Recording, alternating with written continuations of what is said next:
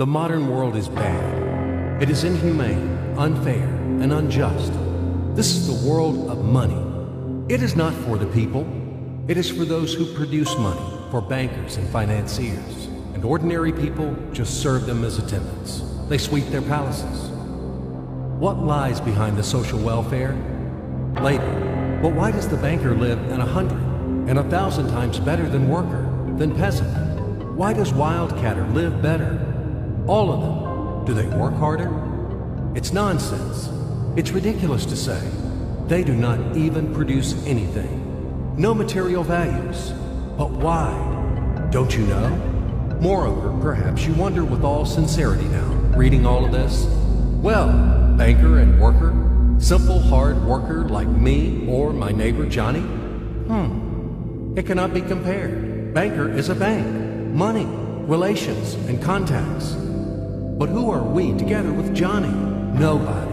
Naturally, the banker lives better than we do. But there is nothing natural here.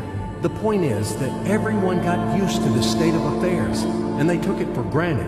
As a matter of course, a banker has to live better, and it cannot be otherwise. But it may be otherwise. So why? Why does a banker work less, but live better? Better than worker or miner? However, intuitively, you got the answer by yourselves. Because the banker is a bank. Money. Exactly, money. This is the whole point, the cornerstone. About them, about the money, we should talk more in details. So, what is money? Have you ever thought about it? The calculation tool, the measure of labor? As we are told from childhood, almost from the cradle, we have to work, work, and work. The money won't fall down from the sky. They should be honestly and hardly earned, etc., etc., etc. Sounds familiar, doesn't it? Familiar and nauseating. Say it, by the way, to Abramovich, who honestly and hardly earned all his billions. Just for fun, say it. How to earn money honestly. You will laugh to death. Yes, we have to work. But what should we expect in the end? A small pension and half-starved old age? Poverty. You have spent all your life working on some oligarch. You have been taken away all your power, energy, and health. You've been squeezed like a lemon.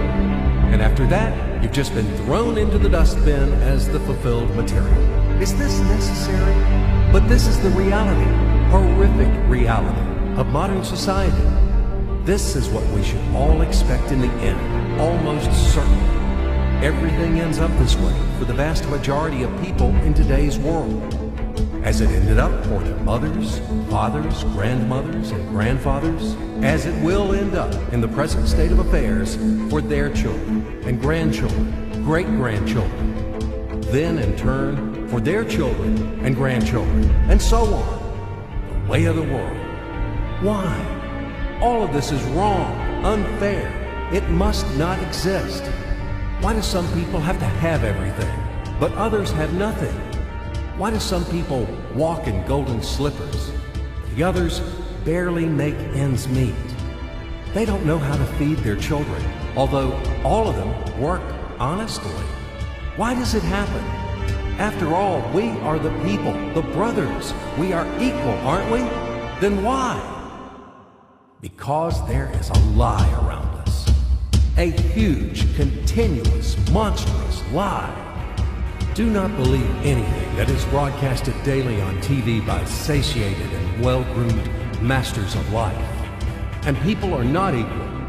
And the money is not even a measure of labor. All of this is an insolent and shameless lie. Lie, lie, lie, and lie once again. It is the news which is hung on your ears. Why do they do this? Just to make it easier to manage people. So you are oligarch now, or even an ordinary worthless deputy. Are you equal with others? In what? You live in a different way, eat in a different way, and rest in a different way. In one day, he spends more than you spend in a year. His wife doesn't even get out of Kosovo. And yours? He is treated in the best Swiss clinics. And what about you? his children and yours.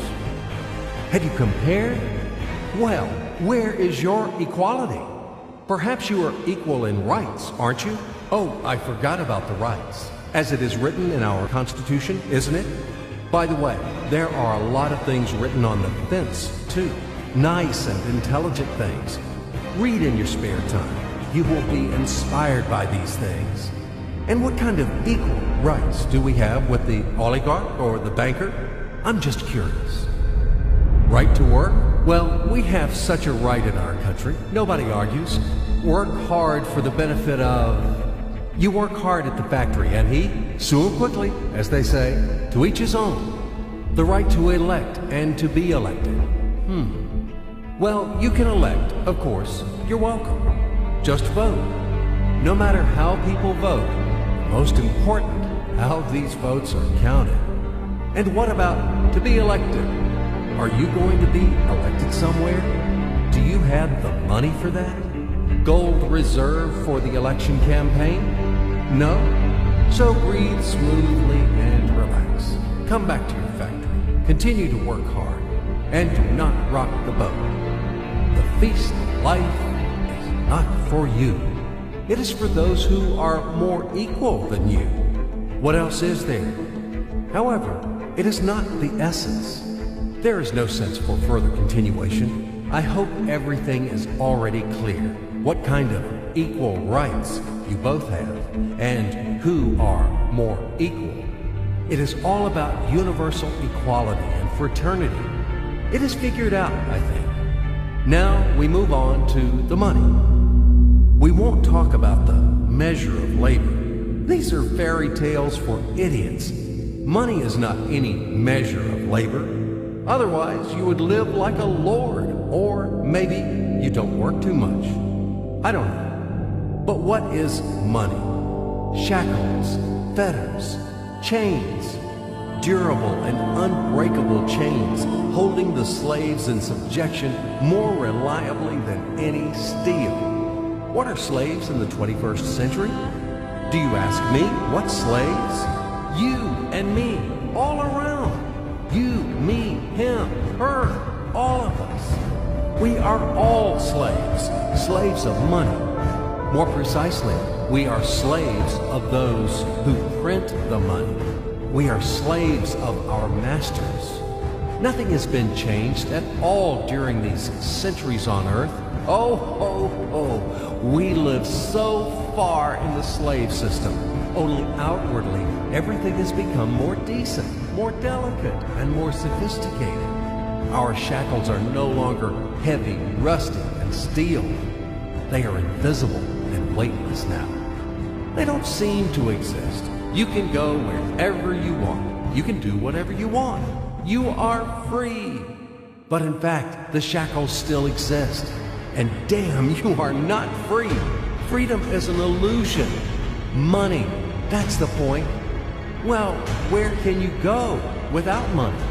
It is not the Stone Age today. You cannot live in a cave. You cannot dress yourself in animal skins. And you cannot hunt for mammoth. And where are they, these damn mammoths? You need a house, clothes, food. And this is all about money, money, money. And once again, money. After all, everything around is just for the money. You cannot make a single step without them. But where do you find the money? That's right, you have to earn them. Do you hear? Clatter of chains, whistling of the whip, and shouting of overseers. Have you ever thought that it is immoral to sell yourself? That it is a kind of prostitution to sell your own strengths, brain, time? What is the difference from selling your own body? Yes, but will you object that people have to work? If everybody stopped doing their jobs, what's going to happen then? We will resettle to the caves again, and we will get dressed in animal skins, won't we? That's right. Everything is right. It is very reasonable, logical, and easy to understand. As ABC, even I understood. That's what I'm talking about. Nothing has been changed at all during all these centuries on Earth.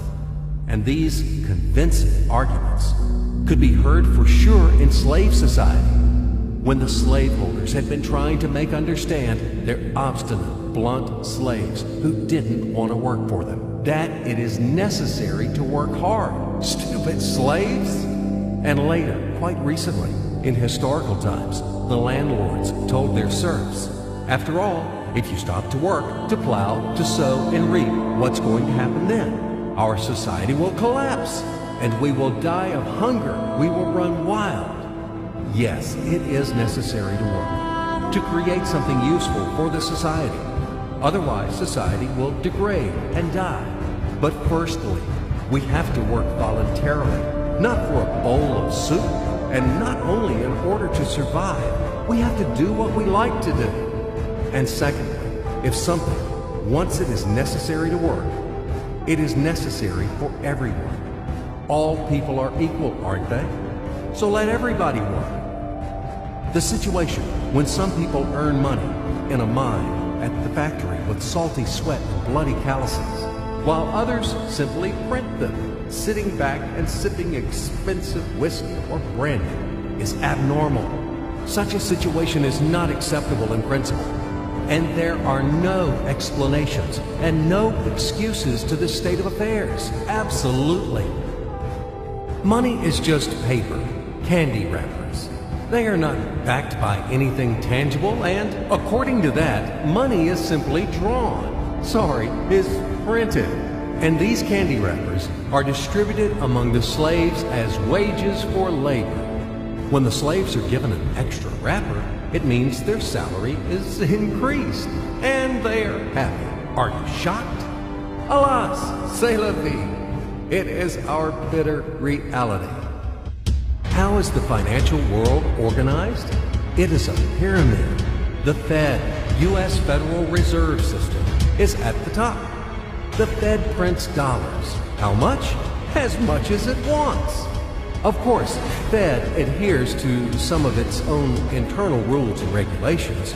It tries, for example, not to print too many dollars to prevent complete devaluation of the currency, etc., etc. But in principle, Fed can print as many dollars as it wants. At least there are no external limitations for that. Absolutely, the U.S. Fed is guided solely by the reasons of expediency. The lower levels of the global pyramid are the central banks of different countries. All other local national banks are situated on even lower levels. Of course, all of this is slightly simplified, but in general, everything corresponds to reality and reflects overall picture. Why do we need banks? Speaking figuratively, banks play the role of blood vessels in the social organism. Through these vessels, the money, blood, from the heart, the central bank, enters to all its organs. Money, blood, wash these organs. They bring life to them. It's not me. You can find this information in any textbook on economics. In which connection dollars are mentioned here? In what relation does the Fed have to us, sinners? The most direct relation to us, I'm telling you. After all, dollar is the global currency. Don't you know this? Let's say Russian Central Bank, one little proud bird, cannot print rubles without permission of U.S. Fed. Absolutely not. As soon as Russia supplies oil and gas to the USA for $1 billion, it is a wagon of colored pieces of paper with pictures of great American presidents. Then Russian Central Bank will be allowed to print rubles in the amount of $1 billion with a clear conscience. This is the only way. Otherwise, Russia will be expelled from the IMF, and in general, the ruble won't be a freely convertible currency. But let it be. This is the topic for another conversation. Check my site later. Do not get distracted. Let's come back to the pyramid. Well, okay, the blood vessels wash. All of this, of course, is wonderful. But the main question is, why does the banker live better than worker? We still have no answer. So what that he has blood vessel? Shall we give him cash bonus for that or vouchers for enhanced diet? I, for example, build houses or bake bread. It is also very important. Does he work harder than me? No. Then why does he live better? And one small question in addition. I've been working and working like a damned for public benefit from morning to night. But anyway, I can't pay off the loans. And all of my friends are in the same situation. Is this normal? It is obviously wrong and unfair. This is eternal credit bondage. But whom do I owe the money to? I owe money to banks, to these blood vessels, washing all and everything. Fuck them all. I don't need this fucking washing. In short, they make fools of us. That's all. As usual, bankers take advantage of the fact that we, simple hard workers, don't have time to figure out all these tricky schemes. We have to feed our families. That's why they take advantage of this situation and ride on our backs, bastards. So don't tell me about blood vessels. We know these vessels. Just give me the gun and I... Easy, stay calm. And let's figure this out together, okay? Calmly and slowly. But I warn you that I have to strain your brains. It's not easy to unravel in a couple of minutes those things which have been tangled during the centuries by the best sophisticated minds of mankind. But we will try. At least we will show something visually, something from the life of modern banks. We will demonstrate everything on the live example, so to speak. You'll enjoy. So imagine the following quite unusual situation, and watch my hands. Let it be a Nick and Jane, and let it be a Mr. Smith, a banker of Nick and Jane. They both keep their money in his bank. That's why we use the title Mr. Smith, with respect. Nick really wants to buy, well, let's say Jane's bicycle, but he has no money. More precisely, he has money, but not enough, only $10, while Jane wants $100 for her precious bicycle. That's a problem. What should Nick do? Well, this bicycle is so desirable. He gives Jane his $10 as a deposit and asks plaintively not to sell the bike to anyone. He says that he will bring the rest of the money soon. At the same time, he runs to his bank, to the respected Mr. Smith, to get a loan for the missing $90. As ill luck, Mr. Smith has no money at this moment, but he knows perfectly about $10, which Nick gave to Jane. And where will Jane bring his money to? That's right. She will put these $10 in her lovely bank to the same Mr. Smith.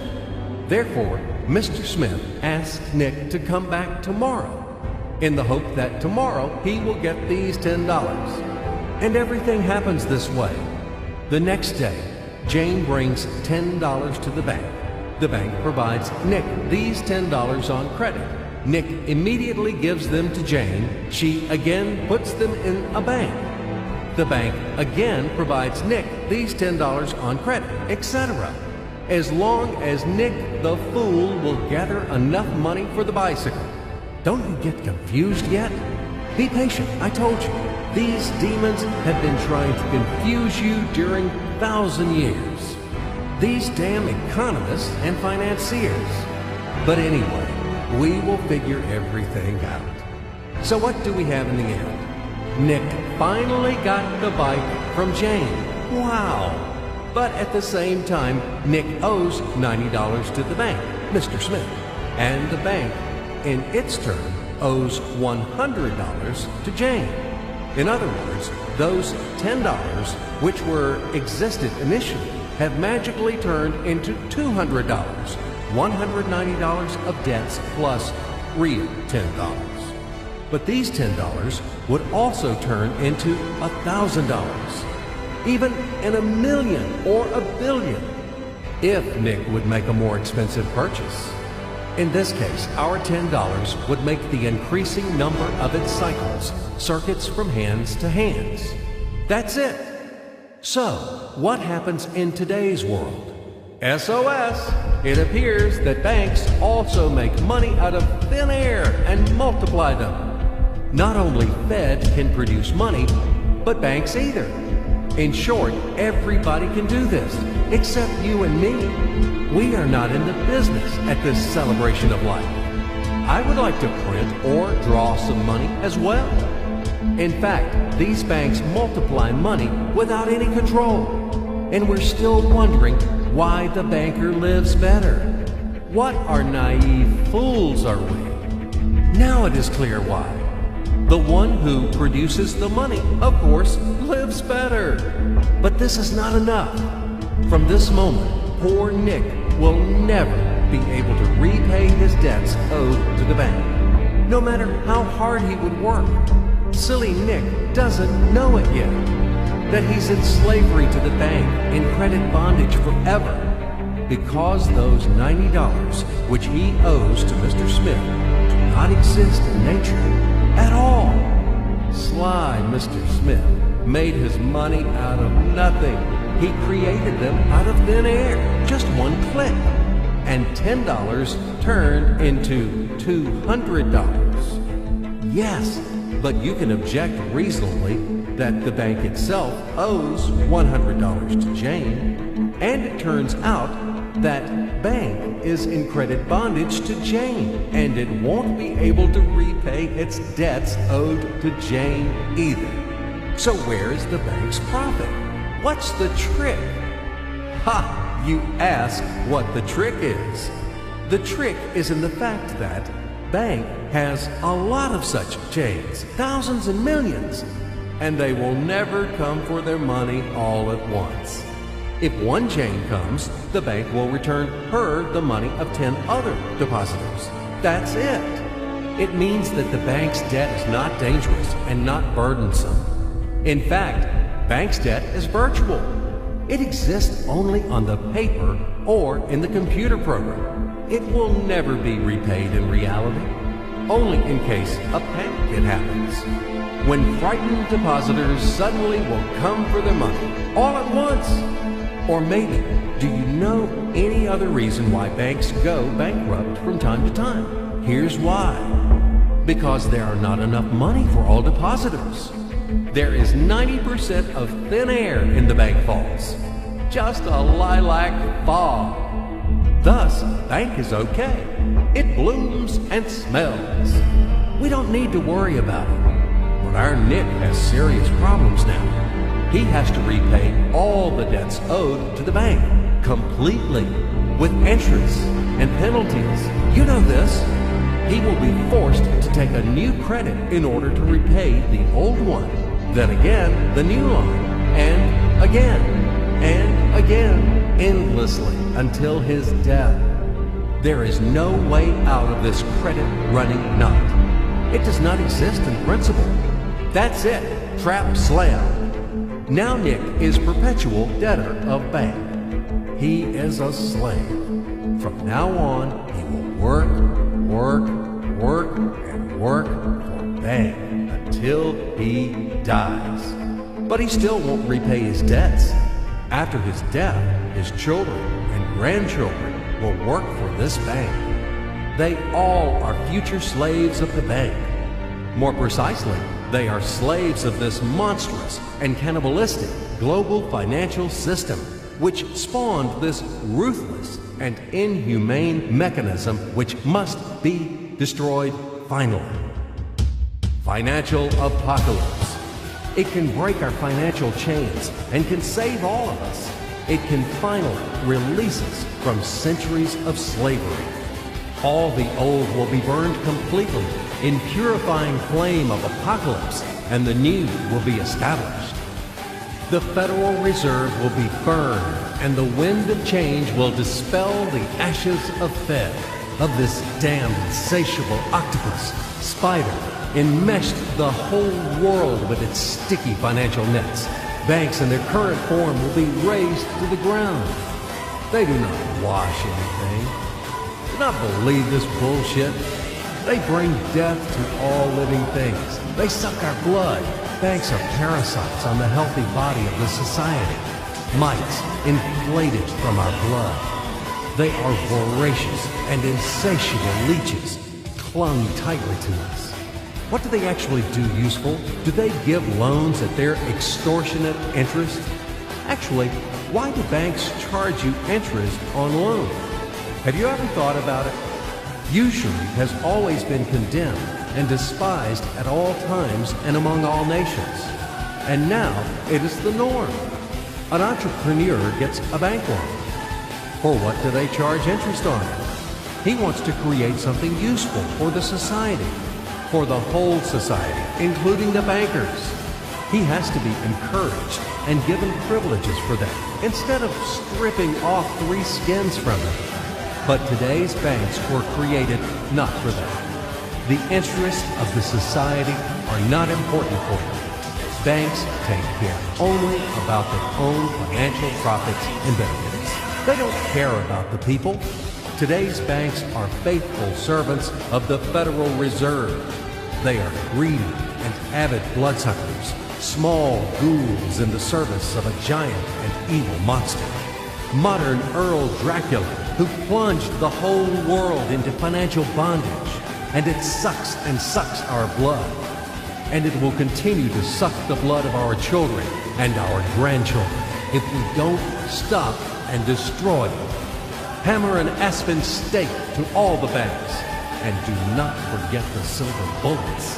Apocalypse, only financial apocalypse. We have no other choices. We are not slaves. We are the people, and we choose freedom. And this freedom is already on the threshold. Now, with the advent of MMM, financial apocalypse is inevitable. From now on, it's just a matter of time. Grain has been sown, and it will sprout. It is now sprouting, right now at this very moment, and it won't perish. What is MMM? Global Mutual Aid Society, Worldwide People's Bank, Financial Social Network. You can call it as you like. The point is not in the title. The point is that it is a voluntary and formal network of millions of people across the earth, people who rose up against financial slavery. They decided to declare war on the Fed and other banks and to win this war. In order to achieve this goal, they combine their money together, and it doesn't matter that separately their savings are not big. But there are a lot of people in MMM, millions, and together it is a tremendous force, invincible force, and this force is growing with each passing day. Indeed, due to what do the banks exist? Due to the oligarchs and the billionaires? No, they exist due to the same ordinary people who keep their meager savings in banks. MMM really knocks the bottom out of banks, opening people's eyes. Why do people keep their money in banks? Because there is no alternative. Banks are monopolies. Where should people bring their money? Like Jane, to Mr. Smith only? Not in this bank, so in another one? Not to Mr. Smith, so to another banker? His name will be Mr. Johnson. But anyway, it's the same shit. All of them are tarred with the same brush. All of them are native kids of kind and solicitous mother spider named Fed. They are little spiders. And now we have finally an alternative. MMM. It's yours. People help each other here. Today you have helped. Tomorrow you will be helped back. That's the principle of MMM. Do you want a fat banker to buy another limousine or another villa for your hard money? Do you want to become the next Nick or the next Jane? Do you want to be the next slave? It's better to join MMM and let your money help those who are in need right now. Low-income person, disabled person, pensioner, or mother of many children. Love thy neighbor, help him. MMM is a kind of giant common savings where all the people put their money in, and then they take them back as much as needed, as much as they need at this very moment. They do not seize, but they just take. In fact, a human being doesn't need a lot of money. It is only important the awareness that he has them. The only thing that is really necessary for everyone is the confidence in the future. MMM just gives this confidence to people. It gives the feeling of complicity, that you are not alone. You will always be helped in tough times. You won't be left alone. MMM is the unit of a new society, a brighter and cleaner society. It is the unit of the new world, where the money won't exist, where everything will be different, honestly and fairly. There will be no slaves and no masters, and everyone will work for pleasure and for the benefit of society. And the good will conquer the evil, finally. Everything will be in that new world. Certainly. Welcome to System MMM. SergeyMavrodi.com. We are waiting for you. We can do a lot. We change the world, and we will change it. Everything will be MMM. Financial apocalypse is inevitable.